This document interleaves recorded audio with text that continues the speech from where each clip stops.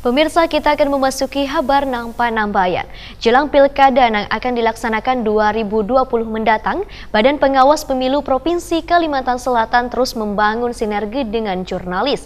Bawaslu akan memberikan informasi sebaik-baiknya dengan menyiapkan media center yang bisa dipergunakan insan media dalam melaksanakan tugasnya.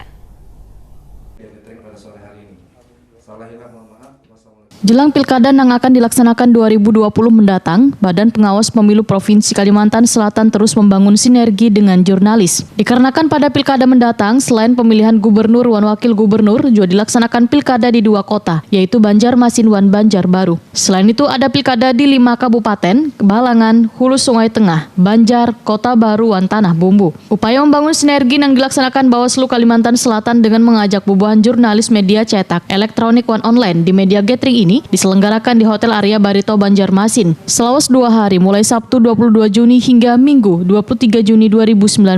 Komisioner Bawaslu Kalimantan Selatan Iwan Setiawan Wahitakoni Prima TV usai membuka kegiatan berharap sinergi dengan media massa ini berjalan lebih baik. Menurut Iwan Setiawan, Bawaslu akan memberikan informasi sebaik-baiknya dengan menyiapkan media center yang bisa dipergunakan insan media dalam melaksanakan tugasnya. Iwan Setiawan, dengan adanya kegiatan ini maka nantinya pemerintah akan menjadi berimbang. Karena suksesnya penyelenggaraan Pilpres atau Pilkada 2020 mendatang adalah peran bersama antara Bawaslu dan KPU, serta dibantu insan media juga lembaga lainnya.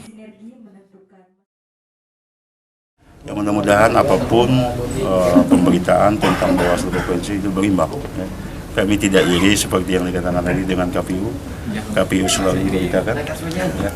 Tetapi harus berimbang lah antara Bawaslu dan KPU dan pemerintahan.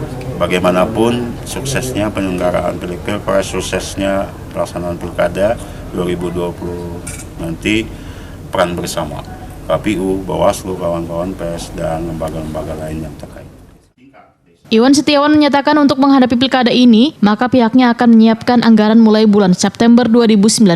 Rekrutmen pengawas ad hoc terpilih nantinya diharapkan memiliki kualitas yang lebih baik lagi jika dibandingkan pengawas Pilpres 2019 lalu.